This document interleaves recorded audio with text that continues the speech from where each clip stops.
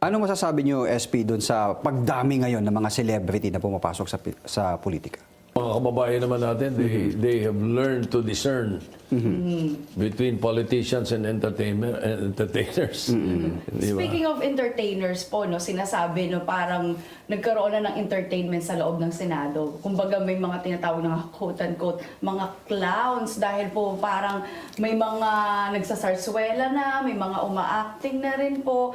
So, kayo po, paano yung masisiguro na you still uphold the integrity and decency of the Senate? Most of us do. Most of us do our best to maintain the integrity and reputation of the Senate. Pero hindi mo pwedeng sabihin niya na lately, ganyan yan. You should look at the journal. You should look at history. Mas malala ang gulo at mga comedy noong mga panahon nila Rodriguez, panahon nila Recto, nila Soto, nung nila tawag dito sila Francisco, sila Senator Francisco noong araw. Ang dami, wala yan. Hindi lang namimedya, no? Wala lang internet, wala lang social media. May mga nag-aaway pa dyan. Meron pang, ang daming comedy doon nung panahon ng araw.